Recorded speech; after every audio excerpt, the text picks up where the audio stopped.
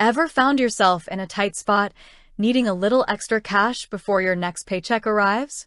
You're not alone. Millions of people face this situation regularly. And when you search for solutions, you might stumble upon apps like Dave. It promises to spot you some money, interest-free, to help you avoid those hefty overdraft fees. Sounds pretty good, right? But it also begs the question, is Dave a payday lender in disguise? Let's unpack that. Traditional payday loans often come with sky-high interest rates and short repayment terms, trapping borrowers in a cycle of debt. They profit from your financial vulnerability. Dave, on the surface, seems different. They offer extra cash advances, typically ranging from $25 to $500, with no mandatory interest.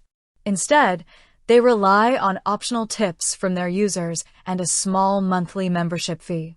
Now, let's dig a little deeper.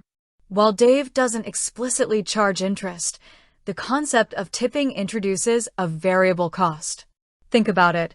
If you consistently tip a significant portion of your advance, the total cost could start to resemble the fees associated with less predatory short-term loans.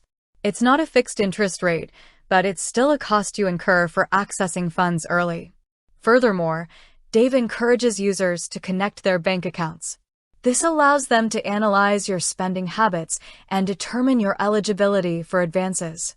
While this can be helpful for responsible lending, it also raises questions about data privacy and the potential for using this information for purposes beyond just providing cash advances.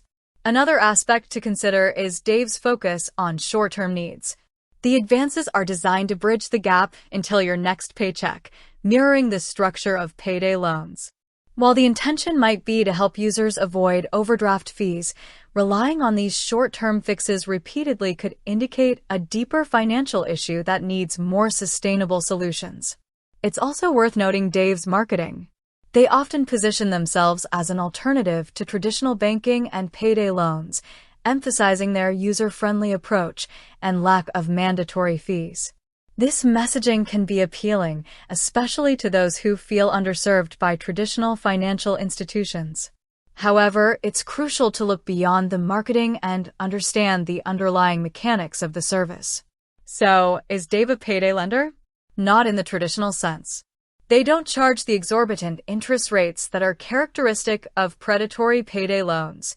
However, their model of relying on tips and membership fees for short-term advances shares some similarities with the payday lending industry. Users need to be mindful of the total cost of using the service, including the optional tips, and consider whether it's a sustainable solution for their financial needs. While Dave can be a helpful tool for occasional short-term gaps, relying on it frequently could lead to a similar cycle of dependence that payday loans often create. It's essential to weigh the convenience against the potential costs and explore other options for improving your financial stability. With that said, thanks for watching, and until next time.